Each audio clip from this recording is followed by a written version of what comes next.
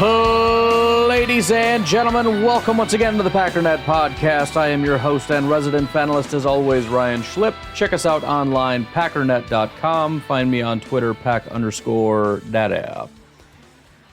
Well, ask and you shall receive, you know what I mean? I said I would do it. Today's got to be the day we got to do it. We're doing Laughing at the Enemy. There is almost too much material to go. I mean, you know, you could do this for a week, man. I'm going to treat it like anything else when there's just too much. We're just going to get started. We're going to push play. We're going to let it roll. We're going to see how far it goes. But I'm going to tell you where I want to start. It seems a little counterintuitive. It'd be nice to just jump in. But I'm a little bit annoyed with the new narrative. And it's not really new. It's the same narrative they had for their last quarterback. But the narrative that is, we never actually thought that Caleb would just come out and be great. You know, we never really expected that. It's just development. You know, I mean, this is what teams go through. This idea that, you know, for example, we never thought he was going to break all these records. You know, 4,000 yards and 30 touchdowns. We never thought that.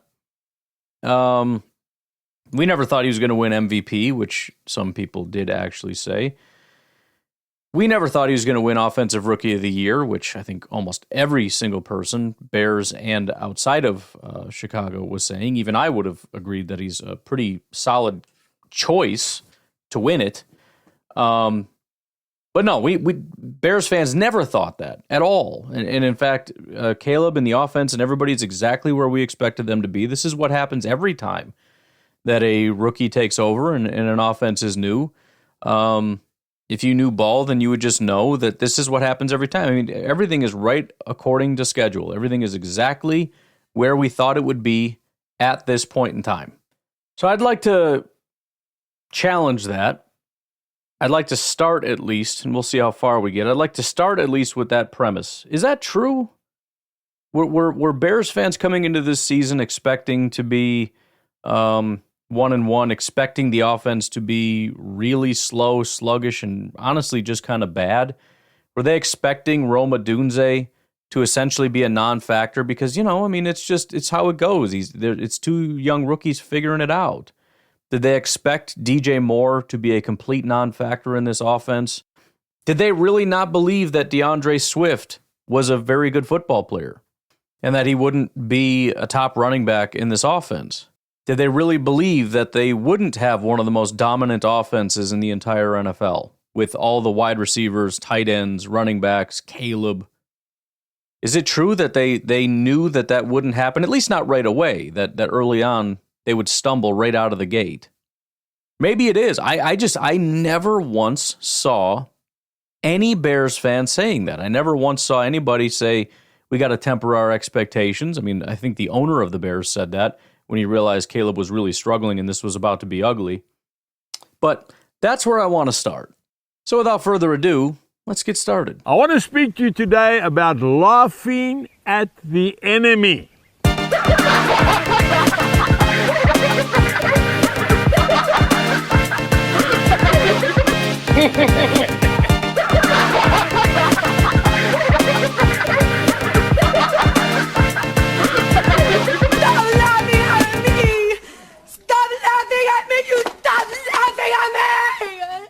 All right, so for starters, we've got potentially a new admission here. I don't really remember this. It is a YouTube channel called Chicago Bears Podcast, Bearcast. So there you go. Let's just see what we've got in terms of expectations. Presumably, they're quite low. This is from about 2 weeks ago, so I believe right before the season started. Let's see how this podcast starts. Bear down, Chicago Bears. It's every once in a while I get lucky and I get to feel vindicated. And today just happens to be one of those days. Why would it be one of those days? Well, you know, guys, I've said since the beginning of the offseason, after we picked up Caleb Wood, that this team is going to go 13-4 and that we'll make the playoffs. This is going to be a shocker for a lot of the NFL. And every once in a while, we've seen somebody walk their comments in the front door and say, look, the Bears are going to be really special this year. I think something's really getting ready to happen. A lot of it is people on the team. Then a couple days ago, we finally started to see things cropping up where people were becoming outliers and they're no longer falling for the 8.5 game expectation. And one of those people, of course, Keenan Allen on the team, different people. Brett Rippon makes a statement, says this team is going to be special as he's no longer with the team. He's now playing for the Minnesota Vikings. And instead of talking bad about the Chicago Bears, he said that team is going to be special. Then NFL executives are calling Caleb Williams one of the top 5 quarterbacks in the league. They're looking at the same draft tape as everybody else. They're looking at I just want to be clear. We're on the same page here. Bears are going to win 13 games this year. Still possible. Brett Rippon, who was with the Bears, didn't badmouth the Bears, which I don't think anybody really does that unless it was a really bad kind of a breakup. But because of that, and because he said, oh no, they're going to be really good, that's how you know it's true. And then NFL Scout, I believe he said, or somebody, I don't know, people are saying Caleb, top 5 quarterback this year. Not top 5 rookie, top 5 quarterback. And if you think about who that would be in front of them, the 4, and then who that would leave after, that's quite a claim. The same preseason as everybody else. They're not saying the Bill Belichick, well, he's just been mid so far, but they're seeing something. Then we had an NFL scout come out yesterday and says that this unexpected player was going to push the Chicago Bears to a 13-4 record. So, if you follow the predictions of the Chicago Bears for 2024, it hovers anywhere between 10-7 and 7-10. Thanks in large. Okay. So we've got an NFL scout comes out, says he thinks they're going to win 13 games. Caleb, top 5 quarterback. The idea that the Bears are going to win like 8 games is nonsense, and people are starting to finally wake up. Unlike that idiot Bill Belichick, who said that he actually has not been impressed with Caleb and what he's been doing. Everybody else has been watching the preseason and can see that he is special. So, kind of weird, because this doesn't sound like a fan base, at least from his perspective, a fan base that is prepared for a really slow start and a very slow development. Let's skip forward a little bit and see what else he's got on the docket. Happened this year, but there is a marked difference. This offense will put up 7 more points a game. If this offense puts up 7 more points a game than it did last season, this is an 11-6 team. The end. This is an 11-6 team minimum. Okay.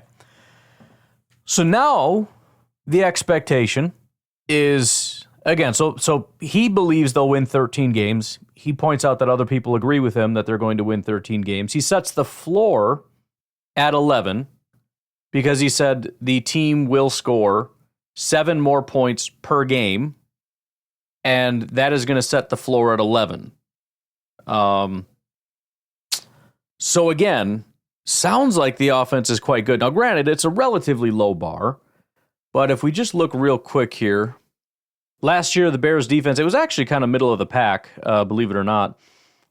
They were 21.2 points per game. 7 more points per game would put them at 28 points, which would be the 4th best offense compared to what it was last year. Baltimore had 28 points. San Francisco had 28.9, Miami 29, Dallas nearly 30. Let me just make sure he said what I think he said. You're feeling pretty good about the backups. And look, it's difference. This offense will put up 7 more points a game. If this offense puts up difference, this offense will put up 7 more points a game. If this okay, just double, triple, quadruple checking. 7 more points per game. So they're going to go from, let me resort this, from the 18th ranked offense, and then compared to last year, they would be the 4th best. So how are they doing so far? It went from 21 points per game to 18.5 points per game. You know, the other thing that kind of sucks about that, and I know this from not doing super great in college, when your GPA isn't great, the problem isn't just the fact that you need, good grades. It's the fact that you not only need the good grades, but you need really, really good grades to overcome the bad grades. So in order to, for example, let's say over the next 2 weeks, get up to the 7 more points per game, you're going to need significantly more than 28 points per game, right? Like if you got 28, which is your prediction, 28 points per game, 2 times in a row, but then have to add in the 18 points per game, you're sitting at what, like 24? So that's not good enough. So you got to shoot for about 30 points, at least until you get caught up. And even that's going to take a while because you're only adding 2 points onto your prediction. So that's 2 points getting added on every single time. So you figure, what is that, 18, 20, 22, 24, 26, 28, and then you got to do that times 2. Let's see, so what is that, 20, 22, 24, 26, 28? So that's like 10 games. So 30 points per game over 10 games in a row, I think will get you up to, my math may be off, that'll get you up to 28 points.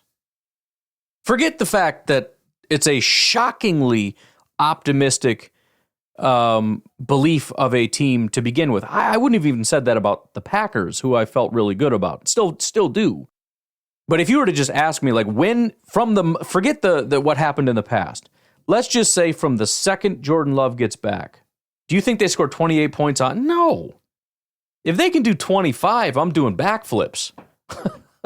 If they average 25 points per game, that's fantastic. What did they do last year? And I was pretty happy with them last year. They 22.5. Now, they got off to a slow start, obviously, but not a terrible offense. 22.5 points. It was ranked 12th. I mean, to get into the top 10, you needed 23.3 points. Was 10th. Just to give you that's obvious. That's top 10. 27 points makes you top 5. He said 28. Top 5 isn't even good enough. Okay. All right. 7 points per game more. But no, Bears fans didn't expect great things. They didn't expect greatness. They expected a nice, slow, gradual progression that starts at absolute dog crap and then slowly progresses its way up to Patrick Mahomes. Obviously, because that's how it always goes. Every quarterback that's ever been drafted, especially the generational ones, all of them start off at the worst pile of crap you've ever seen and then work their way up to Patrick Mahomes. I mentioned before the Bill Belichick comments. He really didn't like that Bill Belichick was kind of coming down hard. I don't know if I actually ever played that. Probably won't have time, but that was pretty fantastic. Because I love Bill Belichick because the dude is just honest. And he just saw what a lot of us were seeing in the preseason, which is he had some really special throws, but it was like 2 or 3, and the rest of it was like, that's not how you play. Like, that's not good enough. Like, that's not going to work. And the rest of the commentators didn't like that because, of course, you're supposed to just do the lazy thing of Caleb's going to be amazing. Oh, it's a generational. And he's just kind of like, I didn't think it was that good. Let's see what our friend here had to say about the Bill Belichick comments. It makes me so mad. Nope, that's a commercial. We'll be right back. Not actually. I mean, we'll fast forward in time. Let's start right around here-ish. That must be their backup. Look, people get tired in the preseason. So it's okay, Bill, for you to have that opinion, but you're not going to have that opinion for very long because Caleb Williams, I'm telling you guys right now, he's going to be special. Will he be a top 5 quarterback?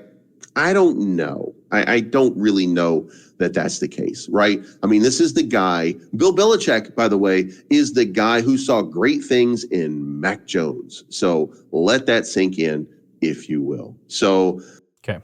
Well, I mean, to be fair, he didn't really go hard at Bill Belichick for saying that he saw flaws. And he did say that he's not positive that he'll be top 5, So, I mean, you could maybe draw a line between, not quite top 5 quarterback in the NFL in his rookie year and being like bottom 3.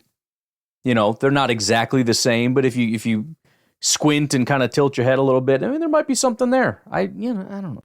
I want to switch over real quick to Locked On Bears. There's a little bit here, nothing too crazy that I feel like we need to spend a lot of time on. Just talking about Caleb. He's got the leadership qualities. He got voted captain. That means he's a leader. That means he won over the locker room. I mean, it's kind of nonsense, but we're not going to spend any time on this. This I found interesting, though. Speaking of not having high expectations, what is it that we keep hearing about this offense and why it's not succeeding? There's two main excuses so far. It'll continue to transition. One is that there's no run game, and two is the pass rush. In both cases, I think what we're really talking about here is the same thing we heard about Justin Fields. How can anyone be expected to survive behind this terrible offensive line? Right? How many times have we heard that? 1,000 times. Over and over and over and over. I also don't understand why Bears fans would be optimistic when the problem is supposedly an offensive line that just refuses to get fixed. Like, why do you think that's just going to get... I don't know. It doesn't matter. But I found this interesting. There was a quote from polls that a lot of the Chicago media outlets pulled and put on graphics and was popular on social media, where polls talked about how he thinks the offensive line can be or is going to be. Hold on. So special is what he's going to say. Before we continue real quick, I just want to make sure we're clear, because this is polls saying, it doesn't mean Bears fans believe it, because obviously when your GM says something massively over-the-top optimistic, the fan base in unison just said, yeah, right, we don't believe you, we think our team's going to suck. That's clearly what happened. No. He explicitly said that when Ryan Poles said it, the Bears media ran with it.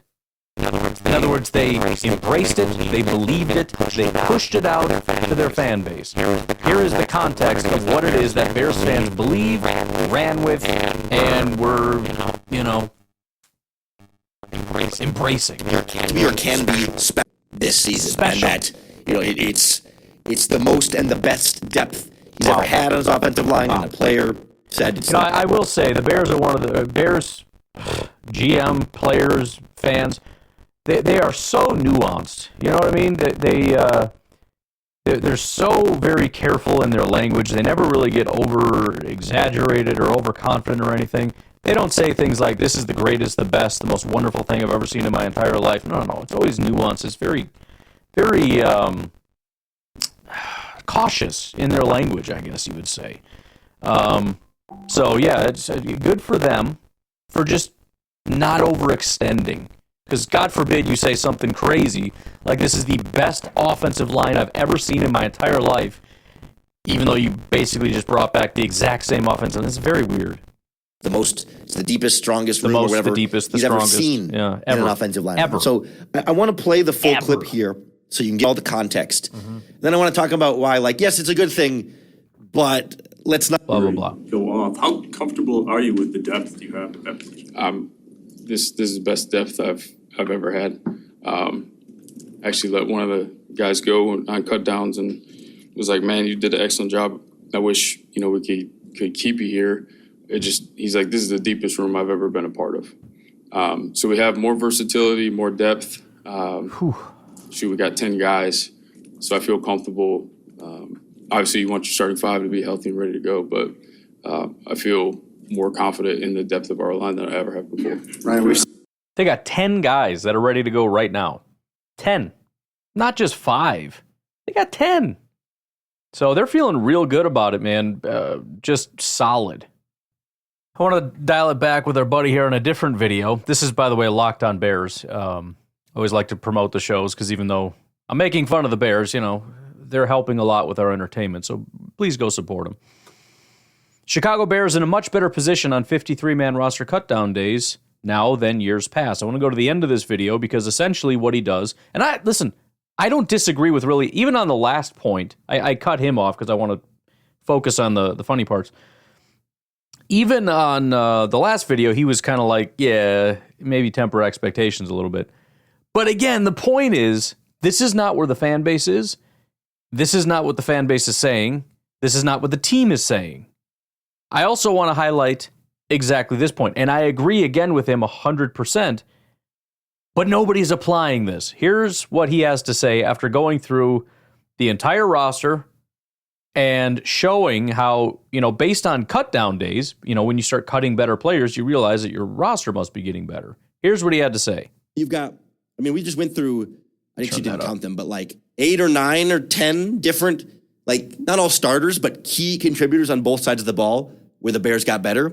And we went through all the different depth spots where the Bears have better talent they're trying to decide for their 53-man roster now than they tried to make last year. Mm-hmm. That is an improved roster, top to bottom, all around. Okay, now we haven't even gotten to the good part yet, but that is the statement being made. I'm neither agreeing nor disagreeing. I mean, it's hard in my opinion to disagree. Don't see a ton of areas where they would have gotten worse. Hilariously, the only one that's standing out right now is quarterback, but we'll see. I mean, it's one thing that to say that it's looking like Caleb probably isn't going to be Pat Mahomes. We'll see. He still could. He's certainly not on the Pat Mahomes trajectory. He could still end up as a good quarterback. Everybody takes their own path here and there. It's an entirely other thing to say, I don't think he's ever going to be as good as Justin Fields. Like that's a whole other thing. So who knows? But that's the statement, and I think it's a fair statement. Here is also a very, very fair statement that I don't hear a lot of Bear fans wanting to stand by. And like I said, it all falls then on the coaching staff. Mm-hmm. You've got talented players. You're not going to have that excuse of like, well, the offense isn't getting anything going, but... Whoa, wait a minute. They have good players, and now it's on the coaching staff to make it work, right? Because you're not going to have the excuse of, well, we're not getting anything going, but. That's interesting because that's all I'm hearing right now from Bears fans is, yeah, but. No. So, you have the players, right? You got the receivers, you have the offensive line, the tight end, the running back, everything you've ever wanted. It's a dream come true. Best offense you've ever seen, top 5 quarterback, not according to Locked On Bears, but the last guy and a lot of other Bears fans. So there's no excuses. And I'm sorry, I also didn't hear him say anything about, expecting the early stages to be rough because of development, but then later getting better. No. It is up to the coaches to make this talent succeed. Period. Anybody can make an excuse. Matt LaFleur very easily could have made excuses if Malik Willis went out and played like garbage. Right? And nobody really would have blamed Matt LaFleur. It would have been a very minor, like, he didn't put him in a position to succeed, but honestly, what do you expect? It's a really tough situation to be in. It's a good defense. Not really, but people would say it. And, Malik's never really been good. It wouldn't have been a big deal. But yet, really good coaches find a way to win, right? Just like he did when he lost Aaron Rodgers and brought in Jordan Love, which despite the fact that Love ended up actually being relatively talented, it's still a very difficult thing to do. Losing Devontae Adams, right? These things are massive, earth-shattering, and you have to overcome them. Yes, the Bears and the coaching staff is in a tough spot. But the bottom line is, as a Bears fan, you don't really have a leg to stand on here. Because he's exactly right. There's no excuse. There is no excuse. Any excuse you're making is a garbage excuse. Well, the offensive line, bull crap. Offensive line's fixed. Well, he's young. Bull crap. He's a top 5 quarterback. I don't want to hear it. You have everything that you need.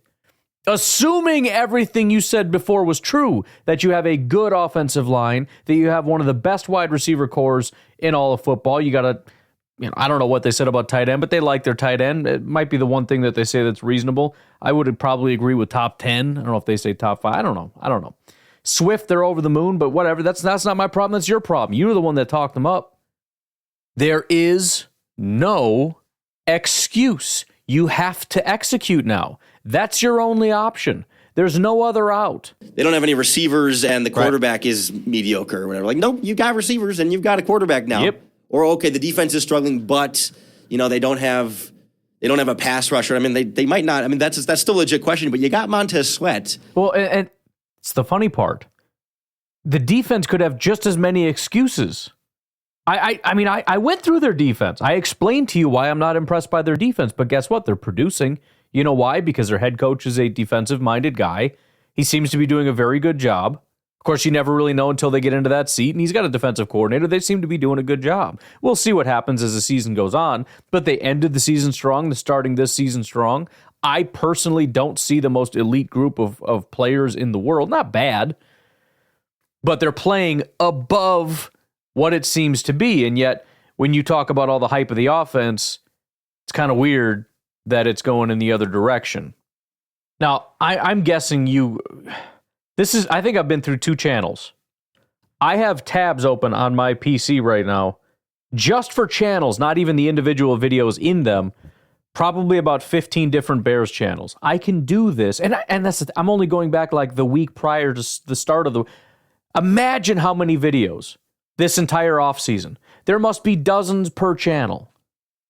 I'm going to do one more, and then we're going to move on to the reactions. But I want to make it very, very, very, very, very clear that the gaslighting nonsense being done by Bears fans right now, pretending that they never said any of this. They never said that the offense would be elite. They never said that Caleb would come out of the gate firing all cylinders with that the wide receiver core, et cetera, et cetera. They never said that. In fact, the slow start they're having is exactly what everybody that understands anything would have fully understand is going to happen. Right? It's temporary, but of course it's going to happen. They are lying. So... this is Keek on the Mic, K-I-E-Q on the Mic, a Chicago Bears podcast. Another one that I don't think we've ever premiered on here. He's got 13,000 subscribers. I like to go with some of them that have the bigger audiences, just because, again, I don't want it to be some outlier with 2 subscribers out there just screaming stuff. These are big shows with big audiences. This guy, again, has almost 14,000 Chicago Bears fans that subscribe to this channel, and I'm guessing they're not all just hate watching all of his positive Bears takes. Again, please go support Keek on the Mic. At least give him a like on his video or something. But I just want to play this. This is from 13 days ago. Hear the tone and just sort of the general feel of what the expectation is. Okay? Amped up for this game. They already have a lot to prove. They're ready to go to show the world that they are an improved team and they're ready to take the NFL by storm. Okay, so right out of the gate, what is it the Bears are going to do? Are they going to be off to a slow start? Are they going to be growing and learning and developing? Is that what they're doing? Or are they about to take the NFL by storm? They're ready. They're amped up. Week 1. Not week 2, not week 3, not week 5, not week 17, not year 2 or 3. Week 1 against the Tennessee Titans. He says they're amped up and they're ready to show the world and take the NFL by storm. Okay, that is the expectation for this team. But the Titans defensive coordinator probably gave them a little bit more motivation for this Sunday's matchup against the Titans. Denard Wilson arrived from the Baltimore Ravens to take over as the Tennessee Titans defensive coordinator. He is a defensive back specialist, and he plays with a certain style, and he has these expectations for his defensive backs in Tennessee. But I'm going to go ahead and read to you what he had to say. I just want to get out in front of this because I'm sure some people are already spinning it around in their brains. I'm fully aware they won this game. But let's also remember, as well as the defense may have played, 2 main facts. Number 1, the Titans gave this game away. They were winning by a lot, and then just like they gave up a huge kick return, and then like 2 turnovers, and it was over. And then the Bears just won. Second, very important fact: the offense was complete putrid garbage. For this first matchup against the Chicago Bears offense, he said this: "For me, I believe press or less," Wilson said. "I want them to line up and I want them to be in front of the receivers and challenge the receivers. Ultimately, in this game, if you get free access, it's easy for this quarterback to complete balls. So what I do is I want to create hesitation at the line of scrimmage and make them earn it the hard way. Make them earn it. Throw the 50-50 ball. But everything else we're going to challenge." Wilson was then asked if he leaves it open to his corners to press. From day one, we press everything. And Bears fans, I understand why the Titans defensive coordinator feels this way. When you look at the Titans offseason moves, they start off by signing veteran cornerback Chidobe Awuzie, fresh off of a very productive stint with the Cincinnati Bengals. Then they made a huge trade for two-time Super Bowl champion L'Jarius Sneed from the Kansas City Chiefs, one of the better corners the last couple of years in the National Football League. And then they also have a promising nickel corner in Roger McCreary. So Wilson, the defensive coordinator from the Tennessee Titans, definitely has a right to, run this type of style of defense, making sure his corners. By the way, he's being way more polite than I would be. These are not premier football players, but he's a very polite person. Are pressing and making sure that they are aggressive at the line of scrimmage. But I will say this, for example. This only works if your defensive line and your pass rush is able to get pressure on quarterback Caleb Williams. That's true. Here's the funny thing about this, Bears fans. Nicholas Moreno of the CHGO Bears podcast actually went around and I got them queued up, CHGO. Shared this quote from the Tennessee Titans defensive coordinator and shared it with some of our receivers, including Keenan Allen, Tyler Scott, and Rome Odunze. And this was their response to his comment. Keenan Allen said, "That's the Titans, whoever you're talking about. Yeah, sure." Rome Odunze also added, if that is what he's trying to do, that's what he's trying to do. Everybody has their different tasks with trying to stop an offense, and especially in our room with the guys that we have a lot of answers for those things as well. Tyler Scott also added, but hey, if that's what they want to do, we got all different types of guys, especially a guy like Keenan, okay, we welcome it. The Chicago Bears. Right, so bottom line, Titans guy says, we're going to come up, we're going to press these guys, make it tough on the receivers and make it tough on the quarterback, and the wide receivers saw it. I mean, again, they were pretty straight. It wasn't like aggressive or anything. It was just kind of like, okay, fine, that's what they're going to do. But we can easily beat that because we have the talent.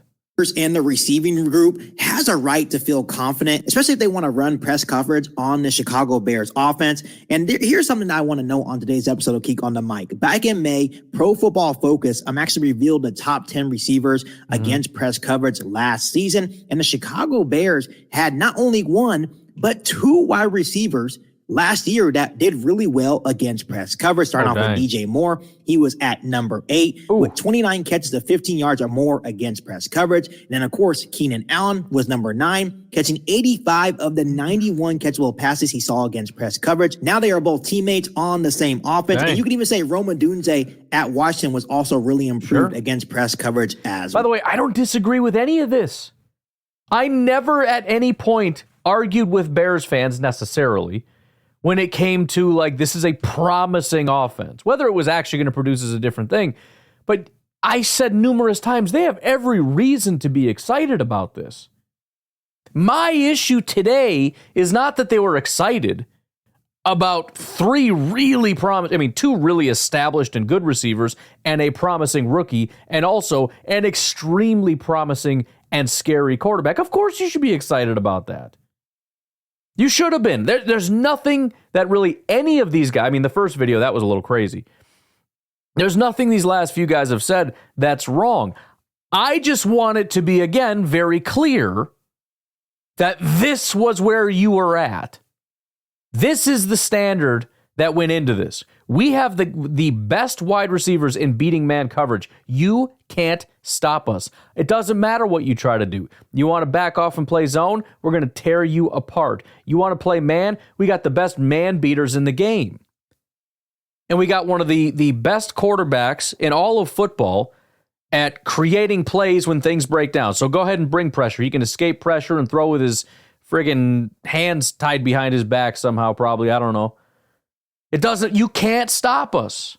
And again, heck yeah, if you're a Bears fan, get hyped about it. But don't you frickin', when things start going south, say, oh yeah, this is how it goes, dude, as everybody knows. Nope. Well, so overall, Bears fans, this Chicago Bears offense, including Keenan Allen, Rome Odunze, and DJ Moore, are fully equipped to really counter this press coverage that the Tennessee Titans plan to play on Sunday. And once again, Bears fans, this really hinges on the Chicago Bears offensive line. If the Chicago Bears offensive line can give Caleb Williams enough protection and the Titans defensive coordinator wants to play this press coverage on Keenan Allen, Rome Odunze, and DJ Moore, Caleb Williams is absolutely going to torch this Tennessee Titans defense. So there it is with Caleb, right? Now, again, he would argue, and a lot of Bears, well, he didn't get the time he wanted. But again, the expectation is Caleb, given the opportunity, will torch the defense. He has yet to demonstrate that. And by the way, yes, he's been under pressure. He has not been under pressure more than any quarterback in the NFL. In other words, he's not the most pressured. And also, PFF allows you, as well as some of these other, they allow you to isolate plays under pressure and plays not under pressure. And I can tell you definitively that when you isolate the plays when he's not under pressure and compare it to other quarterbacks when they're not under pressure, guess what? He's still not a top 5 quarterback, folks. All right? Anyways, he goes on for another few minutes. You get the idea. I'd love to do this for another 2 days just to hammer the frickin' point. They all said it. They all said it. In fact, let me see if I can find one more. You know who I got to find. Let me find a real quick Adam Rank quote. Because I know I haven't even looked. I'm positive it's in here. It has to happen. Then we'll flip it back around after we take a break, and we're going to listen to Meltdown Mode / stupid, ridiculous, fake excuses. All right, real quick, some Adam Rank. Caleb Williams is that dude. He is special. He's a transcendent player. Transcendent. Ooh, that's a good one. That's a good one, Adam. I know we felt that. By the way, do transcendent players need time for growth and all that? Because like certain guys don't. Some guys come in and they're just good. Like Stroud was pretty good right away. Pat Mahomes was good like the second he got drafted. You know, some guys don't necessarily need a huge runway. I feel like the word transcendent, it sort of implies that maybe not, but I don't know. Let's see what he says. You felt this way about? I did feel this way about Justin Fields. Oh, okay. Justin Fields did not join a roster like Caleb Williams' experience. I love this so much. I felt this way about Justin. The problem is Justin never had this, right? And this is so great.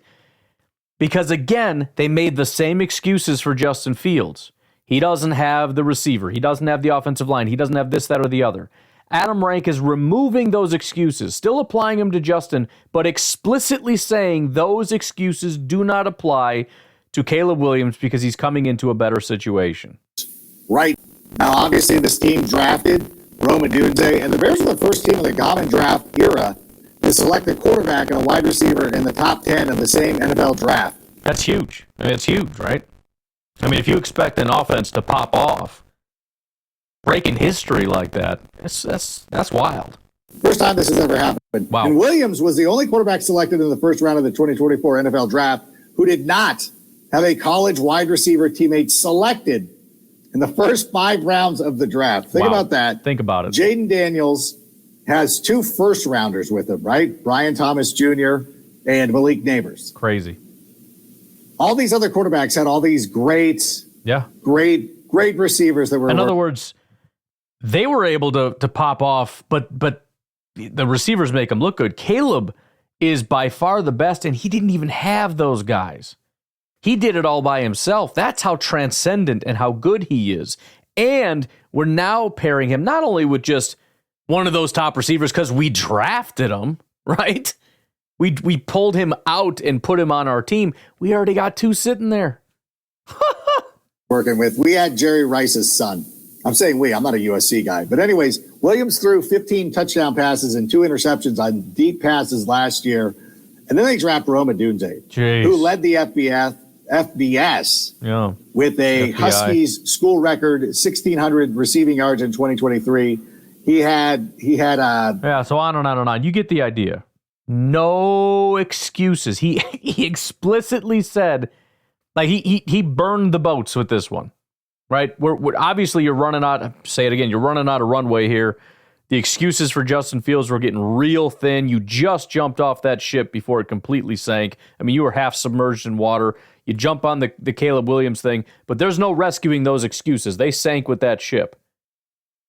right? Why is this different than Justin Fields? Look at the situation he's in. Look at how amazing this is. This is going to be different. A little bit more, and then I promise we'll take a break, and I just got to do it. Something like that. The Bears, listen, I know what the history says and everything like that. The Bears are the only current franchise that never have somebody throw for 4,000 yards or 30 touchdown passes in a single season. We get all of that. Yeah. We've talked about this at great length. Ad nauseum. It doesn't matter anymore. Nope. Caleb Williams is that dude. He is special. Yep. It's cooked. It's over. It's over. That was just the beginning of the part that I already played, but it's important because what is he talking about? He's talking about, yes, we know the history. We know about the rookie record, I think, is even worse for the Bears. That's an even lower bar. I'd have to look up what that is. So that's just done. That's getting obliterated. We also think that Caleb is going to be statistically the best quarterback the Bears have ever had as a rookie. He's going to blow the whole thing out of the water immediately. It's over. It's done. It can't be stopped. Now, listen to me. This can all still happen. They're going up against an easier opponent this week. This might be the confidence boost that they want. If they can get a little rhythm, get him a little protection, get him calm, get him to just kind of chill out a little bit and relax, make a couple nice throws, maybe they get into a little bit of a rhythm. And I'm sure the Bears fans will come find me on social media because I've been having a freaking field day with those guys, which is fine. That's their right to do that. I have fun when they lose. They have fun when they win. It could still happen. But this is not how it's supposed to go. We'll take a break. We'll take our first break when the podcast should be about ending. It's laughing at the enemy day. We're going to have some fun. Take a break. We'll be right back. First off, this is hilarious. Let me just read in order Adam Rank's most recent video episodes. So 4 weeks ago, Caleb Williams puts on a show, Bears Talk, number 82. Then his next video was 2 weeks later. Tyler Scott on season optimism, Caleb Williams, Bears vs. Titans, and more. The next video, presumably like the next day or two, is Matt Eberflus on the hot seat.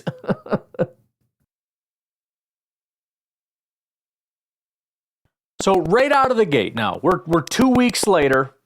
Reality has smacked everybody in the face, and now we got to start making excuses.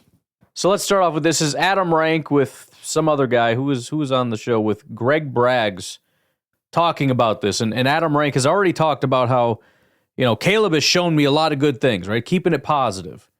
Here is one of the takes. What we're seeing with this team is something that, at the end of the day, everyone across the board has to have like 5-6 games together where they can start stringing together some cohesion, some continuity, and then you can make a fair evaluation on anybody. Right now, I don't think you can make a fair evaluation on. So this is classic line number one. Everybody has to go through this. This nobody could have succeeded in the first 5 games. It takes time. It just takes time. They got to learn to play together. Again, maybe not. The Bears last year and the year before that and the year before that and the year before that and the year before that, they went through those moments and they didn't come out the other side any better. After their initial 2, 3, 4, 5 games, didn't get better. But still, the contrast between how great Caleb is going to be and this offense is going to be, and look, it's got to take at least 5 games. Everybody knows that. Everybody's got to go through that. Oh, since when? But let's keep rolling. Let's get back to our guy Keek. He's real excited about everything. Everybody's going to be great. Let's see how he's doing. Season. But as you all know, the Chicago Bears got a huge comeback win over the Tennessee Titans by a score of 24-17. And that was no thanks to the Chicago Bears offense. Caleb Williams and the rest of the offensive weapons on the outside, they looked off sync. They didn't look like they were in connection whatsoever. It was an absolutely terrible day by the Chicago Bears offense. There you go. Terrible day. So that was after the first loss. Let's see how after the first game where they won, and he's still a little disappointed. Here's after the first loss. Bears fans, I am at a loss of words. The Chicago Bears obviously lost last night's football game. by a score of 19-13 over the Houston Texans, but it felt almost like a 30-point loss. That's true. It did feel like a 30-point loss. What's going on here? By no means. Caleb Williams did not play good football at all, but we do have to realize that he's a rookie playing his only second game in the National Football League against a very good defense. Oh, yeah. In the Houston Super Texans, good. led by Will Anderson Jr., led by Danielle Hunter. So, no, Caleb Williams didn't play good football. He needs to be better. He knows he needs to be better. But he's a rookie. So I preach to you guys, and I'm going to do the same thing as a Bears fan. We need to preach patience with. I appreciate that. You know what I would have appreciated more? If this was preached prior to the season. You know what I mean? But all right, let's quit picking on that guy. Let's find somebody else to mess with here. DeWindy City Productions. We've had them on before. Now, it's definitely okay to be concerned, though, about the state of the offensive line because, man, they were god-awful in this game. And that's been the same story our entire lives as Bears fans, where we have a new quarterback inserted in. The offensive line is still the play calling also is very questionable. Let me edit that, but that's also a good place to stop. Can I ask a question? You're saying that as a Bears fan, you're used to the offensive line always being terrible, and that there's this thing that happens where you get a new quarterback and you put it behind a terrible offensive line and then your quarterback's bad. That's the narrative you've been living with. Okay. Again, almost the exact same offensive line as last year. So why did nobody saw this coming? Why did nobody see this coming? I'm just asking. I'm not even saying I agree or disagree. I'm just asking. This is your theory.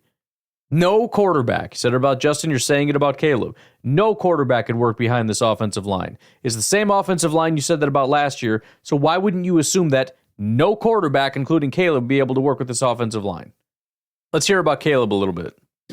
You know, it was bad. Again, if you look at Caleb's stat line, 23 out of 37 for 174 passing yards, 0 touchdowns, 2 interceptions. Talking about the 2 picks, I'm not too mad about either of them. The second one, Caleb should not have thrown that ball. Okay, that was in triple coverage. Definitely a bad throw. But the first one, it was 3rd and 15. And, in those types of plays, like you're just trying to, I guess, make something happen down the field now. I wonder if that's how they felt about Jordan Love in that 49ers game when the game was on the line and he slings it down the middle of the field and throws a pick. I wonder if Bears fans felt like, he's just trying to make a play, because I certainly don't treat it that way. To some degree, you kind of understand why. It would be worse if it was like on a first down and 10 or something. But it's still not an okay thing. If you're a good quarterback, you should know better. So, no. Obviously, you probably still shouldn't throw that, but I'm not going to fault the quarterback too much for just like launching a ball, on 3rd and ultra long, right? So, picks did not bother me. How'd you feel about that 3rd pick that got only overturned because of a penalty? Was that a bad one? I felt like that was bad. Too much. I thought Caleb did make some good decisions in this game. The first drive he had was fantastic. Okay, I think he was 5 for 5 for whatever, like 50 passing yards or something like that. And the way the first drive went, I would love to fact check that because that feels entirely incorrect, but maybe. All right, so not great. All right, now we got to turn it over to one of my favorites. Listen, as much as I talk trash about the Bears, there are very few people outside of Packers and former Packers that I respect more than like that Bears crew from like the early 2000s, the 90s, whatever, that late 90s, or when I was kind of like a kid, they had some players, man, and one of the guys I will always like is Mr. Dave Wanstead, and I'm glad that he's given commentary. He doesn't mince words. Obviously, he's optimistic. He's a Bears fan. He's loyal. A lot of these guys are super loyal Bears fans, which I respect. But he's not going to mince words like some of these other mealy-mouthed YouTubers. Who are like, well, technically, How you doing? I'm great. You can't get rid of me. I'm here. And I'm staying right here. No, that's why we have you here. And let's begin with why you're here is the opening thoughts that you have just overall on tonight's game. Well, I hate to sound like I'm repeating myself, but to some degree I am. I mean, 352 yards, total offense in 2 weeks combined. Yikes. I mean, that's not going to get it on any level of football. And when I look at this offense right now, I say, what are we? Are we going to be... Valid question. Another way to put that is, What the hell is this? Be a running team? Are we going to be balanced? Are we going to be a play action team? It just seems like we got a lot of plays right now, and we really haven't committed to anything, to be honest with you. And it's a little bit disappointing because we all know the talent that we have. Sure. And poor Caleb has no chance. I mean, I cried last. Dave. I understand he's in a crap situation. I fully understand that. But my Lord, did we hear for months he is in the best situation any rookie quarterback has ever walked into. And now I got to listen to this. I got to listen to poor Caleb. He's in such a terrible situation. Absolutely not. I will not accept. I don't care if that guy's under pressure from 900 freaking kamikaze. I don't care. I don't care. You don't ever get that excuse. This week we were a little over 2 yards a carry. This week we were less than that, 1.5 yards a carry or something. We got to get that adjusted quick. Yeah, it was 1.6. Yeah. Sorry. I don't know why. Oh, I'm sorry. I'm okay. And we talk about taking shots. It's so tough for the offense to drive the football 80 yards, okay, perfectly, without having a big play. We had one play today that was over 20 yards. Yeah. Well, when your run game is generating 2 yards per carry and Caleb doesn't throw beyond 5 yards, that's true. It is hard to. That's why field position's such a big deal. If you pin the Bears to the 10 or 20 yard line with a good punch or something, heck, even the 30. I mean, offenses are getting a little bit of a boost now with that 30 yard thing. Even that is not. What are we talking? We're talking 70 yards, 5 yards at a time. Converting how many first. That's the other way to gauge that is how many first downs are you forcing yourself to convert?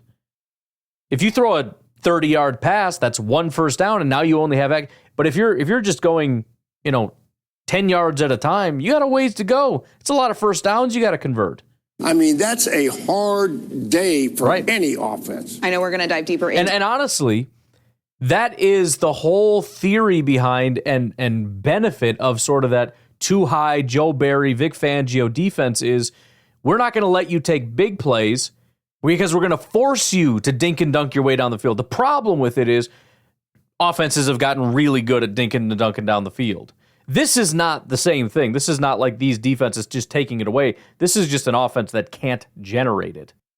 By the way, I haven't looked it up yet. I just looked it up for fun, just for funsies. How many pressures the Bears offensive line gave up in this week?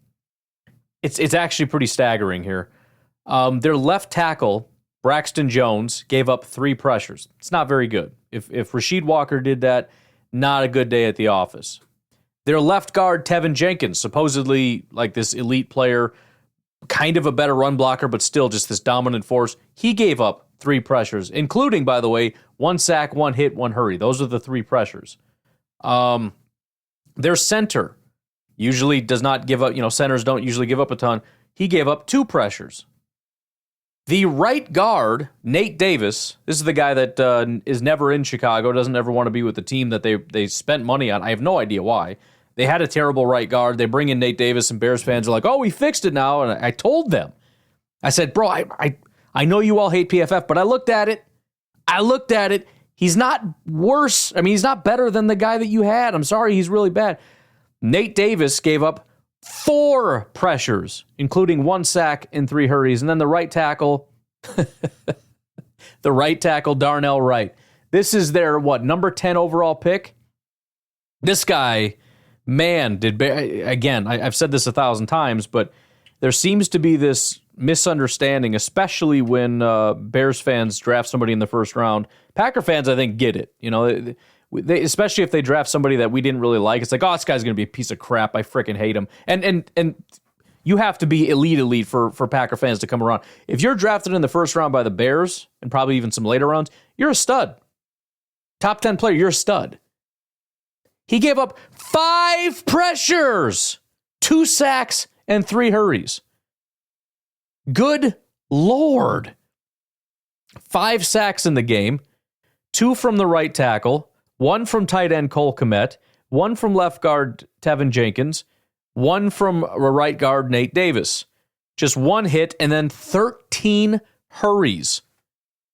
3 from Nate Davis, 3 from Darnell Wright, their elite right tackle, 3 from left tackle Braxton Jones, 2 from center Coleman Shelton, which, you know, if you would have just looked at it, you say, man, Coleman Shelton's probably the weak link here. I mean, Nate Davis isn't great, but he's whatever. It's kind of like a Josh Myers situation, maybe even better than, I don't know, whatever, ish. Like there's a floor there that exists. Man, you got Tevin. It's actually very similar to the Packers situation. They have like a late round guy that kind of popped off at left tackle, same as us. Their stud is at left guard, Elton Jenkins. Tevin, is it? Yeah, they're both Jenkins. The center situation is the tentative one.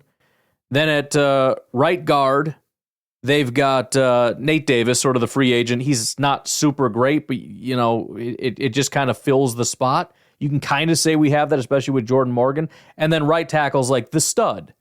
Except for them, none of this is actually working right now. Where we have Zach Tom, and they have their stud top 10 pick in Darnell Wright. 13 pressures. 13 hurries. That is a grand total of 19 total pressures. 5 sacks, a hit, and 13 hurries. Good freaking Lord. So let's just let them vent about it. Because again, listen, I think they have a legitimate gripe. Now, I do think that they're being blitzed more because Caleb can't handle it. All that stuff, all of that is real. They put themselves in non-advent, instead of 3rd and 2, if you're in 3rd and 9, guess what? You call something that is a blitz. And you're probably bringing extra guys because you're not worried about the back end because Caleb ain't going to do jack to you. But still, even in that situation, that's freaking putrid. And again, this was always on the table. Let's hear him talk about it. This is from NBC Sports Chicago. Side of the ball. Where do we initially place this blame at? Let's start with the offensive line. Listen, I know there are people out there that love the Bears and don't like us because something that we've talked about profusely for seasons was this offensive line. Josh, did you see anything, or just Josh in general, what were your thoughts on the offensive line play? They didn't have it going in pass game or run game, and nothing can take place when you're not doing either. I just want to look at that real quick since it's here, since we're making fun of them. Run blocking, left tackle Braxton Jones, 57 PFF grade. Tevin was good, 76. 68 for Coleman Shelton, 63 for the right guard, 65. So it actually wasn't that bad. The really bad run blocking grades came from running back DeAndre Swift, who didn't have to do it very much, but that guy just, oh my Lord, what is he doing right now? DeAndre Swift has a 58 PFF grade. I cannot believe that people thought that he was actually a good football player. Gerald Everett, the tight end, 34, and then Roma Dunze is not succeeding in anything right now. Anyways, sorry, don't mean to interrupt. Please continue telling me how much the Bears suck. In the NFL. Look, the O-line was complete. It's dreadful. It's dreadful, right? It's not just the 7 sacks, the 11 hits, 36 pressures. Caleb's pressured on 48% of his dropbacks, which is insane. I mean, I was watching the tape this morning. That has to be over 2 weeks he's talking about because that's not possible. And it's pretty much everyone. Coleman Shelton one, we can start there. Not the answer at center. Like, he's getting straight up walked back into Caleb's lap pretty much every snap. By the way, interesting side note, I know we're making fun of the Bears, but we also hate the 49ers. Somebody did a film breakdown of what's wrong with the 49ers. I think it was a 49ers guy. Their offensive line is a similar problem, and they have a center. Very similarly, they replaced their center. They got this new guy. Pure garbage. He showed play after play after play after play of this guy just getting if you ever want to feel good about our center situation, go watch some of these. Go watch the Bears and 49ers centers in these last games. The probably handful of times that he doesn't, when Caleb has a clean pocket and can step up, it looks good, right? He delivers it on time, structured, it's all good. No. Coleman Shelton's just getting absolutely bullied. And I think we can... That's not true, but sorry, continue. Understand now why the initial plan was that Ryan Bates was going to be the center, and they had to kind of mix things up due to injuries and Nate Davis being kind of unreliable, and now Ryan Bates is hurting on IR, so that Coleman Shelton's just going to be the center. There are no other options. He's got to play better. And by the way, remember what I said about the Colts, and I think he's going to be playing. I haven't looked into it, but that's who the Bears are playing this week is the Colts. They don't have terrible players, but they don't have that good of a defense. But they've got a couple guys that are solid. One in particular is very good, and that very good player is DeForest Buckner, who is an interior defensive lineman.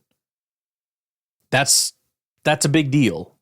I think when we talk about strength versus speed and technique, the speed and technique's not working. Like he's getting bullied, and even on like stretch run plays where he's got to get to the. Yeah, we get the idea. So he sucks, right? Here's something else that I think is fantastic. And I don't know what these guys' position is. Not everybody thinks the same thing all the time. But I have never heard a Bears fan say anything bad about Ryan Poles, which is weird because there's always negative people everywhere. And Poles has been kind of dog crap at his job. So you think there'd be some frustration. I haven't heard it until now. And I asked Josh, I said, Josh, at one point, and this is by no means about Jordan's on the feet of Chris Morgan, but at one point, when do we apply technique? And Josh was like, and I still think it starts there, you got to look at the decision makers and bringing the players in. And we do. We have to. I think every conversation, I was out with Tony last night with a friend of ours, Sean Bears. And before Sean got there, Tony and I was talking about the offensive line. And I was saying that they need new eyes in there. And it's just about being honest. I don't care how you cover it up, how you do it, if no one wants to accept the blame.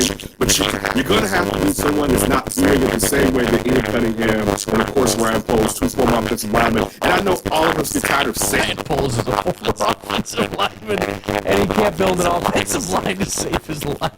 And that, because we always have to say that part because it sticks out with the lack of talent that they have at the offensive line. But you brought this rookie quarterback in. And listen, I would even argue in the favor of, and I've been doing this for years, it's not a bad offensive line. Last week was garbage, but usually that's not the case.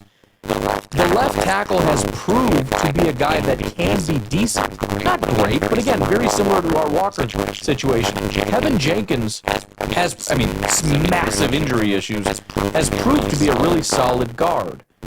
Your right tackle is a number 10. From center to right, I don't know. You might be in trouble. And you've got a very good point. Like, you've got to figure out how to bring guys. You spent the 10th overall pick on a guy. He's terrible. You spent the money in free agency on a guard. That's terrible. Like, this is crap. And then you got your GM bragging about how good the depth is. One guy gets hurt, goes on IR, and the guy that replaces him is getting dog walk every play. What depth are you talking about? Asking him to learn how to play from inside of the pocket when there virtually is no pocket, right? Your part, and I love. Make sure when you go and you check out Josh's grades, all right, and his other article about the game on NBC Sports Chicago's website. There, it's great stuff or whatever. But when you're sitting there talking about how uncreative Shane Waldron was, and I want to ask you this. We'll leave it at that. We need to get. But again, the questions are just very tentative, very nervous about it. But let's be honest, we got to talk about Poles here at some point. Which freaking duh, right? I understand you're a fan, and you've been the equivalent of a bootlicker over on Poles, whatever that is. If you put those two things together, it gets real graphic. Anyways, they're pole lickers. I'm so sorry. I had to say it. It's just, it's right there. Anyways, how has that never been put together before? It's so painfully obvious, right? Because anytime this happens, and Packer fans went through this, whenever the Packers would struggle, it's like, whether it was back in the McCarthy days in 2018 or, 2022, you sit in these situations where you're like, I don't know who the problem is, but somebody is. I don't know if it's Ted Thompson. I don't know if it's Mike McCarthy. And that was my stance at the time. Like when I first started this podcast, I think it was year 2 in 2018. And I was just screaming into a microphone 24/7 because it was a really rough year. But it was like, I don't know who the problem is. Either we have terrible players and Ted Thompson needs to go. God rest his soul. Great GM. Or Ted Thompson is still Ted Thompson. He's bringing in studs, and McCarthy and his coaching staff are garbage and can't derive talent out of this. I don't know if I ever got an answer to that. I think the answer kind of was both. I mean, McCarthy's going on to have success, so you could argue in his favor. And I think everybody would acknowledge Ted wasn't doing as well down the stretch. But the point is, we have these issues. And in 2022, well, it's Rodgers is declining. How dare you? It's not Rodgers. He has no help. It's the GM's fault. Matt LaFleur has no creativity. And, we throw the blame all over the place. At some point, when you're sitting here, after 3 years of saying, well, Justin Fields couldn't possibly play with these garbage receivers and terrible offensive line, and then you do nothing but invest in wide receiver, which, by the way, you can't draft anything. Any improvements you've made anywhere on this team has been through trades and free agency. DJ Moore was a trade. Your other wide receiver who played 5 seconds and is busted out at 32 years old, that was a free agent move. Your guard is a free agent. Everybody's a free agent. All the guys that you drafted, Adunze, not very good right now. Your right tackle, not good. The defensive tackles you went out and got last year, not good. Who have you drafted that doesn't suck? Anyways, or whatever. All right, why don't we take our second break? We're just going to keep rolling. I don't know how many. We could do this for a week if we wanted to. I'm just going to keep pulling them here. I'm going to try to find a live stream to end us with because that's some fantastic stuff. We'll find some TikTok freakouts and everything else. Just want to go through some of the just change in discussion, right? The discussion was, man, we're going to be great. Now it's, well, why do we suck? We'll take a break. We'll be right back. All right, let's keep rocking here. This is Swift Sports Network. Kind of a funny thing since they have Swift now. But right out of the gate, got to talk about the offensive line. And I wanted to talk about how bad the offensive line was last night and some of my biggest takeaways from the game. Let's go ahead and get right into it. Look, the offensive line was pathetic. There's no way to sugarcoat it. Our offense is never going to get going until our offensive line plays better. Look, I'm not one to overreact, and I do think our offensive line will improve, but last night might have been the worst performance I've seen in years.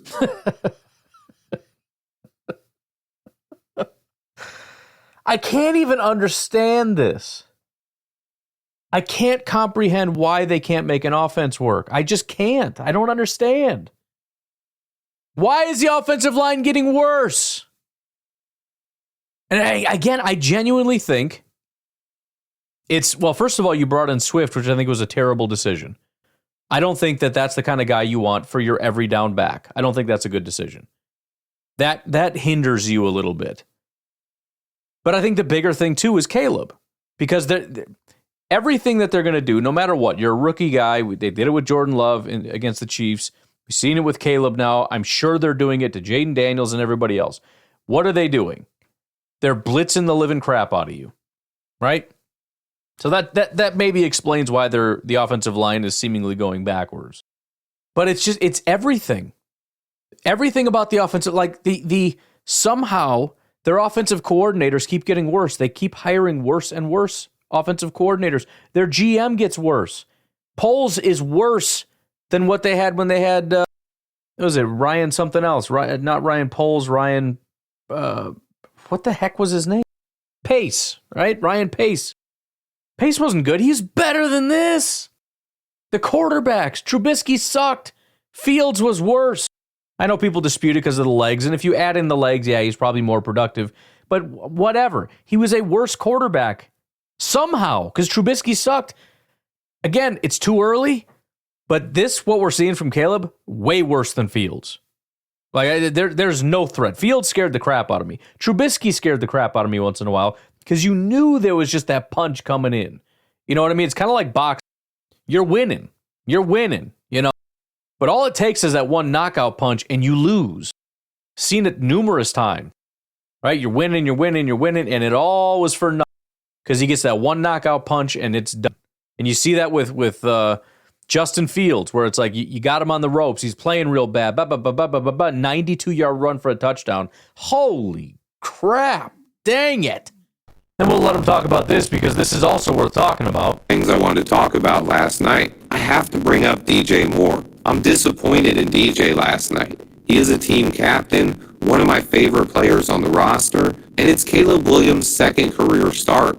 And DJ just did not look like a leader last night. I'll use Keenan Allen as a perfect example here. Keenan was on the sideline talking with Caleb, working through stuff with him and giving him advice, keeping his head in the game. It was actually really hilarious watching Keenan Allen teach Caleb Williams how to be a quarterback. Meanwhile, DJ Moore was visibly frustrated, ripping his helmet off and just looking disinterested on the sidelines. I don't want to say that DJ was pouting, but judge for yourself in the picture. Everyone on this offense was probably miserable. Not only was our offense terrible last night, but it was also incredibly humid down in Texas. So the offensive line is worse than it's ever been. The quarterback is a very cocky, full of himself diva that for the first time in his life is not at the top, he's actually at the bottom. And now he's got people talking down to him.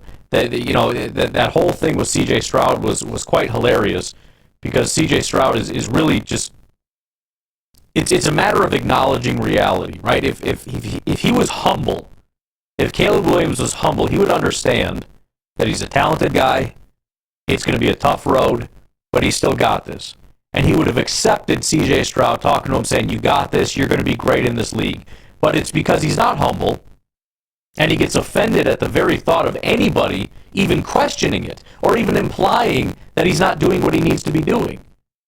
The term that keeps getting thrown around is big bro, acting like he's the big brother talking to his little brother. And what's wrong with that? What's wrong with a older brother taking the younger brother under his wing after he does something wrong and picking him up and saying pick him up, dust him off, coach him up a little bit, and get him back on his feet? It's all bad for the Bears. The body language and everything from Caleb is just like, what happens when you're an arrogant guy that always doesn't think but knows he's the best? But he's in a situation where everything's terrible. What happens? He may end up humbling himself, but what happens if he doesn't? You start to turn on the team. And the team starts to turn on you. And you start to isolate yourself. This is what happened with, remember the Eagles? When things started going south and you had the quarterback and the head coach kind of getting at each other's throat and blaming each other for everything that's going on. Remember this happened to Justin Fields for a while. I think he started to kind of turn it around a little bit personality-wise, but he was really spiraling just in terms of having just a terrible attitude and everything else. And, just a couple weeks ago, he's doing interviews just kicked back in a chair feeling good. Everyone's talking about offensive rookie of the year and, you're one of the most impressive this, that. Now anytime somebody wants to talk to him, all they want to ask is what happened, what's wrong, what's it going to take to get things going right, how are you feeling, are you okay? He's not going to be able to handle that. He hates that. And as a Packer fan, I hate to say it about another human being because he is a human being, but at the end of the day, I don't want anything to change. Because if he does in week 3 have a good game and he does start to build a little bit of momentum and a little bit of confidence or whatever, that could be a problem. Now, I don't necessarily think it is because I think his problem is very similar to Fields. I don't think he can read a defense. Not that, eventually he could if you gave him a test, but not at NFL speed. I don't think he can. He can't process fast enough. So you start getting good defenses, he's going to struggle every time. But that's down the road. We'll see how it goes. But just like he's talking about, the body language of the quarterback, of the wide receiver, basically your only wide receiver right now because Keenan Allen is out and Rome Odunze, by all the metrics, is a liability right now. You look at his stats or whatever, they're all negative for Rome Odunze. Then you got an offensive coordinator who was laughed at by his former team when asked, what are we getting over here in Chicago? And he's over on the sideline shaking as he's calling in plays and biting his nails as you have a defensive head coach just sitting there going, I don't know what the heck to do here. I got my defense humming. I'm doing the whole coaching thing. We got the hits principle, and I gave my stupid, ridiculous, lame speeches. It's not winning that makes you a winner. It's winning habits or something stupid like that. No, it's literally winning that makes you a winner, you moron. Maybe that's why you're struggling with the winning part because you don't know what it means. Anyways, I think it just gets to a bigger issue, and we'll get back to some clips, but it gets to a bigger issue with the Bears of just a terrible organization from the top down. It's why there are other teams like the Jets, for example, where on one hand I look at it and go, they got a roster, and on the other hand I go, but it's the Jets, dude. They're not going to be able to make this work.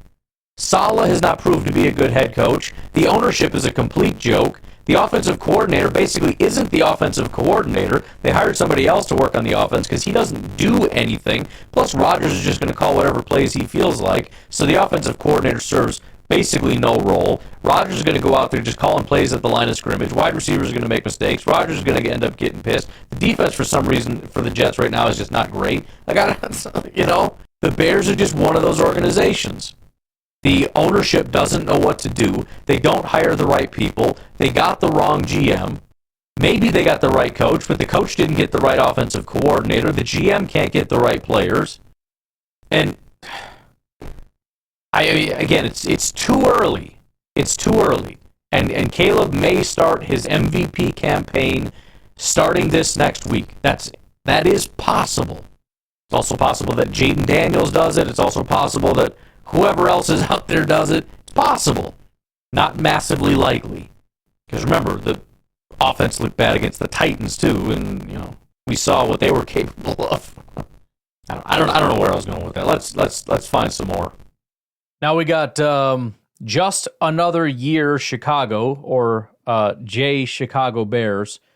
Let's just go from the first second because it's perfect. So I just want to start with this, is that I'm a little disappointed in Ryan Poles. Considering he's a former offensive lineman himself, it is not transmitting to this offense right now that he was going to go out and build the best protection possible for his number 1 overall pick. No. Because this offensive line through 2 games... No, he didn't want to do that. He wanted to get a third wide receiver and punter. So there you go. Let Poles cook. Absolutely horrid. Really tough day, along with Shane Waldron's play calling is questionable again in back-to-back weeks, and I'm starting to get slightly nervous about it. And again, I don't know that they're wrong. So it's unbelievable, the parallels between what we're hearing and the same situation with... Here's the thing. It seems more unlikely that the same situation, even with different people, is continuing. In other words, different offensive linemen, different running backs, different wide receivers, different offensive coordinators, different GMs, different head coaches. It's all different, but the result is the same every single time. I have a theory. It has to do with the quarterback. It has to do with the quarterback. And I think Caleb is playing really bad, similar to how Justin played. They're bad quarterbacks, so you get similar results. Talked about why the pass rush would be that way. Why would bad play calling be that way? Because they're calling plays that your guy can handle. That's why they had Fields. I remember at one point it was so bad, they really only ran like screens and stuff, anything behind the line of scrimmage or within 5 yards. And it's like the play calling is terrible. It's like, well, maybe the game plan is terrible, if you want to say that, although I'm guessing if you open it up, it's going to look a lot worse. But the game plan is built around a terrible quarterback. That's the core problem. And you're only looking at it in terms of, why did you call that play? That's stupid. You keep doing that. It's like, because if I call the play that you want, it's going to be a freaking disaster. He's not going to do it. So here is, and this is hilarious, here is CHGO, pretty big organization, news organization. And they just did a quick on the side right after the game, right after the Texans game. The name of the video is Vibe Check. So they're just kind of talking. We're, about a minute into this. And he just gets to the point where he says, so where are you at? I'm a little doom and gloom. I didn't want to be an overreactor, and I think I was relatively calm among the people watching the game in the office. As soon as the game ended and I had a little bit of time to think about it, I walked into your office and I said 4-13. 4-13. That's funny. Where have I heard that before? Oh, wait, it was 13-4. At the beginning of this podcast, prior to week 1, not saying everybody said it, but we had Bears YouTubers, podcasters, saying 13-4, and that he was being backed up by NFL scouts, national media, et cetera, that we're also coming up with a number similar to that. Now, again, different person, but now I'm just going through the videos. It's not even cherry picking. It's just find what people are saying before the first game, find the videos after, talking about how are you feeling. That's it. How are you feeling? How are you feeling? How are you feeling? How are you feeling? It's the answers that's changing. 4-13 was his gut reaction after watching that performance. He did say he's slightly changed his mind, but still, I mean, that's just where we're at here. I love this little bit of input because he's right. Everybody wants like a problem because a problem can be fixed, but really everything's just broken. Saying, Nick, when you hear, everybody talk about communication and nobody's specifically throwing anyone under the bus, and it is a collective, and I think at the end of the day that this is the answer that nobody wants. Everybody wants it to be one problem, always. It's either the coach or the quarterback or the offensive play caller, and it's like, at the end of the day, it is everybody. Everybody's taking a turn, making a mistake. And it's everybody, which is interesting because that almost sounds like the exact opposite of how we were in the preseason where everybody was awesome. And now the offense is putrid and it's everybody's fault. Everybody that was supposedly awesome is the cause of the suckage. So that's weird. But I want to get to wrapping this up here. So I want to check in on a few people. First of all, the guy who said they were going to win, 13 games? Remember? Super hyped up in the beginning. How's he doing here? Let's back this up just a touch. Let's just start from here. That they understand what's going on. However, it's been few and far between at this point and so far. Has Caleb Williams lived up to the hype? Not exactly, but neither has the entire offense. However, there... So, Caleb, little bit of a disappointment. And again, nobody wants to just say it. Nobody wants to say that. It always comes with a caveat. Has Caleb lived up? And at least he's honest, right? Because a lot of people want to make it seem like, oh, he's exactly who we thought he was. We're just not able to see it yet. No, he's at least saying, look, we thought it would be better than this. Let's be honest. But at the same time, everything else really does suck, which is fair, but hilarious. The amount of times he says it doesn't look great is hilarious to me. Doesn't look, it really doesn't look great.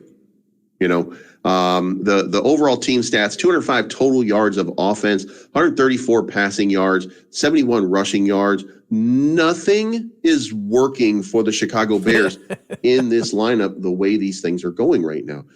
205 total yards of offense for a professional NFL team.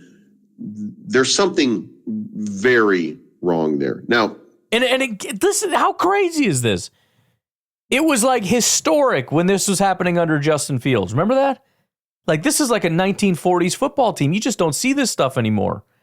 Now you got a guy who's a Chicago Bears fan who is, as far as I can tell, not a doom and gloomer. He started the season saying they're going to win however many games. They're going to dominate. They're ready to show the world. They're ready to dominate the NFL. He comes in saying, for an NFL team? What the heck is this? How does an NFL football team in 2024 have, let me see if I can read that on my screen here, 200 total yards for the Bears, 205, is that right? 205 total yards for an NFL team. That's it. I mean, 205 is like, for a quarterback. I mean, you cross the 200 mark, which as long as you did that, you avoid embarrassment, but just barely. But that's passing and running. It's also hilarious how they're like, yeah, Caleb's stats got better this week. Bro, it went up to what, 124? 134 or something like that? He went from like, this guy's a joke and shouldn't be in the NFL to, well, that sucked. That's the jump he took. Most teams, and we scored 13. We controlled the time of possession. Caleb Williams gave up 2 interceptions. There were 3 really bad plays, the 2 interception. And No. There were a lot more than 3 bad plays. There were 3 interceptions. There were probably 15 bad plays. And then one more where he just really didn't get it misread. But look, I want to say this. When you have a rookie quarterback who looks like he's running for his life on a lot of plays. Like, I don't know how they can say these words and not have something trigger in their brain and just go, oh, I made these excuses for 3 years. Like, as early as 6 months ago, I was making these arguments. And it just doesn't click in their head. Like, it's like they don't remember Justin Fields. And they're watching this, and they just say the same word. Well, what do you expect with that offensive line? That should immediately just trigger dread in your mind when you say that. Like, oh, no, it's happening again. Anyways, why don't we just end with this? So there's 2 things I wanted to do. maybe we'll save the other one. This has been going on long enough. I would love to get to Bears Now. Really good channel, exploding, 101,000 subscribers. They absolutely do things the right way. If I was starting over, I would follow their model, but I ain't doing all that crap. But we'll skip that for today. What I need, what my soul needs, and I've missed these guys so much. And if there's any Bears channel, if there's one Bears channel you're going to subscribe to, I would say go subscribe to the Tape Never Lies Network. They do a really good job. They're very honest. And if you've been listening to the show, you know the Tape Never Lies. You've listened to, you think my rants or something? Wait till you listen to these guys rant about the Bears just doing a bad job. Usually they got the first guy comes in with a little bit of a lower depressing tone, and the other guy just comes in over the top. So we'll see. I've only caught parts of it.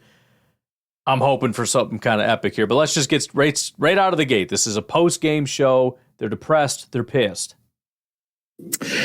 Welcome to BHL. The Bears lose 19-13, and as the coach said in our open, you are what you put on tape.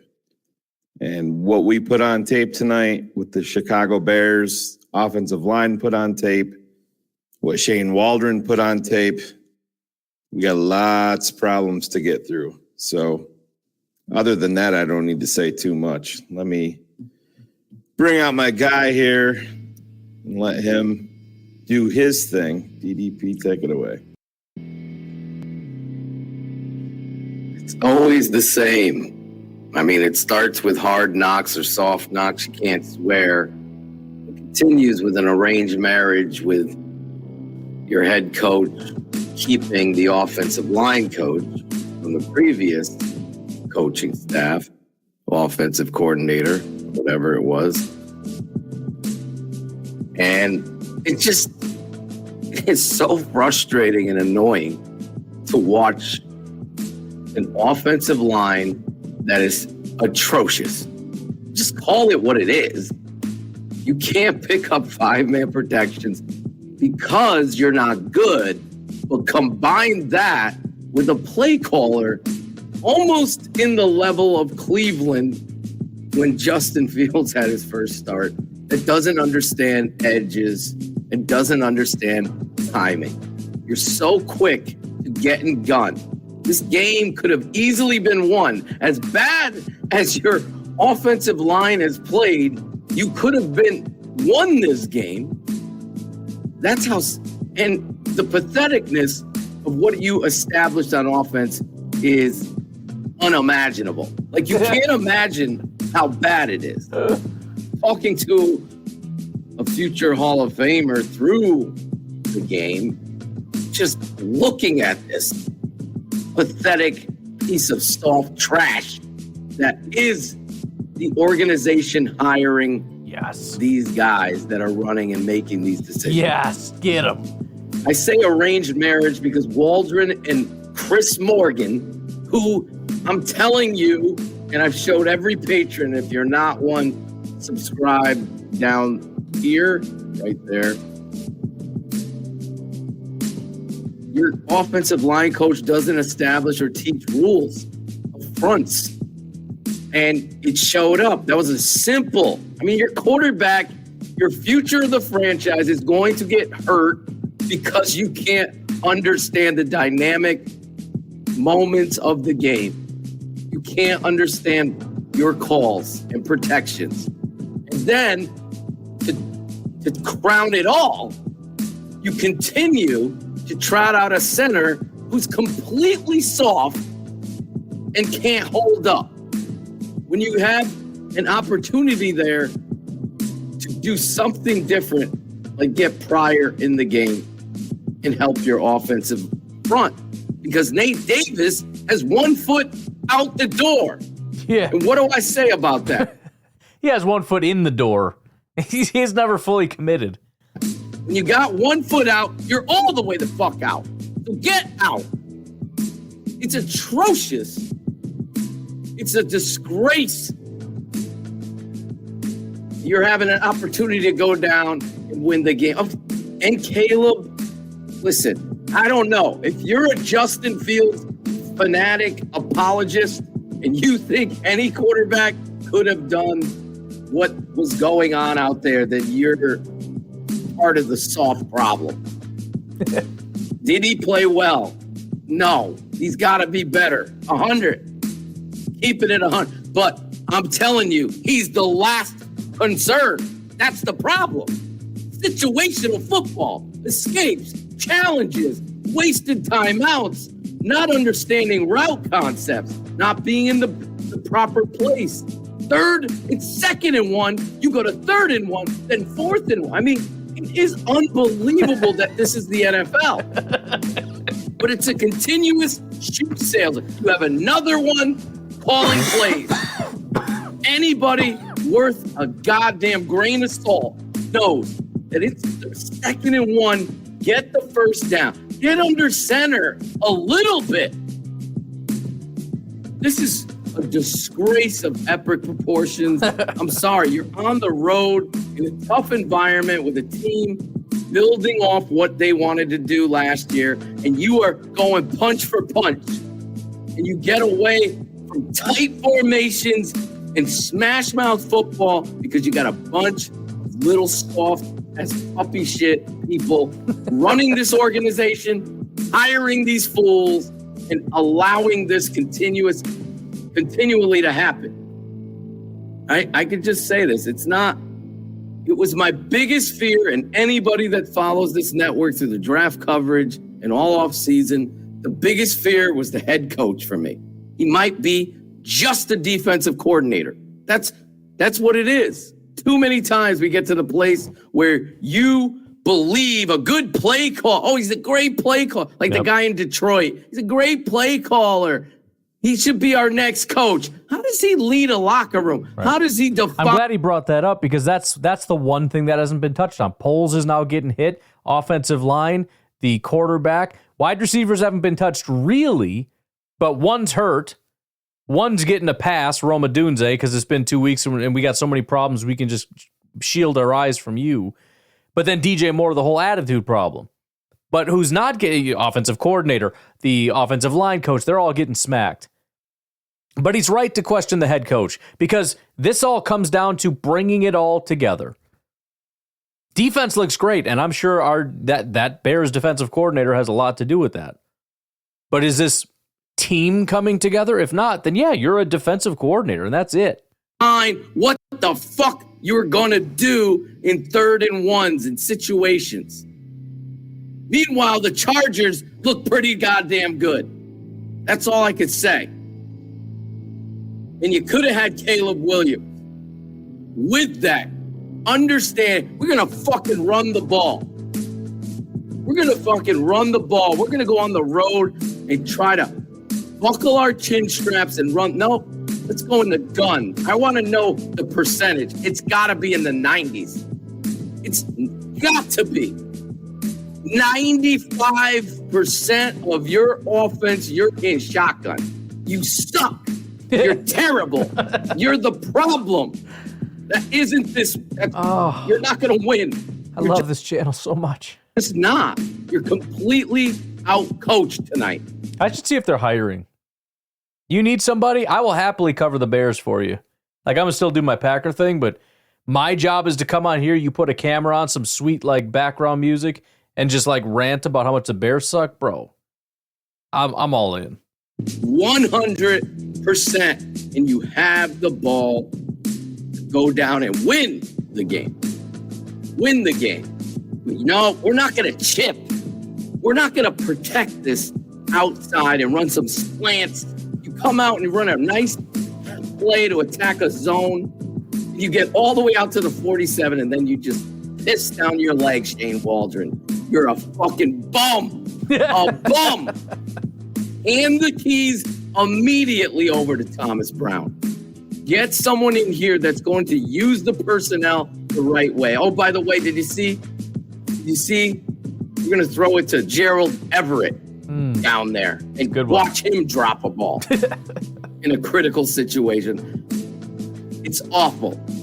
The offense is atrocious. I mean, This is the NFL, man. It's a simple twist game versus a 5-man front. And well, that is true. I remember them saying like they couldn't. It was over and over again. They'd run twists or stunts and twists. They couldn't pick it up. Like they didn't know what to do. They just kept running it, and it kept working. It's like, are they ever going to pick this up? It's absolutely ridiculous. And it's hilarious to me how many times we've heard different people now, not just this guy, all kinds of people make a specific reference to essentially, I can't believe this is actually an NFL football team. Kevin Jenkins is caught up inside. They're all fucking caught up inside. Block down, hold, because your center is so weak and your weak scouting department, pro personnel. Get someone to fuck in here that can help you at center. No, Bates is on IR. Who's the next guy? It's the same old. I can't say it enough. Chris Morgan, you kept him here for what? He sucked last year. He sucked the year before. Guess what? 2 sucks makes 3. He sucks. That's it. Even cars can do that equation. Simple. Suck plus suck equals suck. Chris Morgan, you suck. You're a terrible coach. Watch the tape. Look at the fundamentals that they're teaching out there. They don't have any rules. Guys head up on you. What do? You turn away and let them come through? That happens in high school, in youth football. In the NFL, free run at Caleb. Knock them out. Darnell Wright, you should be ashamed of yourself. All of them. Darnell Wright, again, reminder, stud, top 10 offensive line pick, massive human being, mauling, way too athletic for his size type of guy, just garbage so far in his career. All of them. I couldn't be more agitated watching an NFL game if your defense is trying to help you win and you're putting this young kid in the worst. You're feeding the frauds of football every punchline. Every punchline. He's talking about me right there, and he's absolutely right. All the ammunition I need to just troll like crazy. Am I right? Yeah, maybe 15%. Doesn't matter. Just go for the ones that hurt, you know? That's the typical Bears way. Shane Waldron, please, honestly, I could go in there tomorrow and clean this up just by the appropriate formational use to create leverage concepts. He can't even do that. Here, we're going to get tricky, Shane. Let's put 4 guys wide. And run a bubble. That's sure to trick That'll get him. To a tight end. Get out of here. Matt Nagy, all over. Even worse. This guy's a bigger. And what did I say? They're getting worse. Like Matt Nagy was like, yeah, this guy can't do it. And then they go to this guy, and then they go to and it's just like how you just have to assume like you can't get worse than this. Like, it doesn't matter who they get. They just get like a mediocre guy. It's going to be a huge improvement. How do they find the only guys that are worse every time? That's my rant, man. I could go. That could be the end of the show. I think, in fact, that is the end of the show. Again, the tape never lies. Go subscribe. I would also recommend, all the ones that I mentioned, please show them some love. We need these guys out there producing. I do appreciate Bears Now by Chat Sports. They got 1 billion subscribers. They have fun, and we've had some fun on this stream going along with them. This guy, he'll do like live streams, kind of like I do, and you just watch him get super pissed. Plus, he drinks a lot on his stream, so it can get pretty wild. But anyways, like I said, I promised you an episode. I think I got you an episode. I got to go back and bleep out, let's see, 1, 2, 3, 4, 5, 6, 7, 8, 9, 10 swears from that rant. Hopefully I don't miss any. If I did, I apologize. I got the timestamps in there, but sometimes I miss one. And then I got to go make you guys a fun little ditty, and I will talk to you tonight, tomorrow. Have a good one. Bye-bye. Bears fans, how does this keep happening?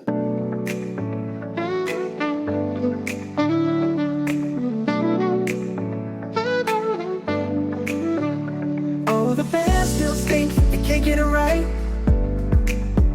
Another Sunday comes and they're losing the fight. From Soldier Field to Lambeau, it's the same old tale. The monsters of the Midway, boy, chasing their tail.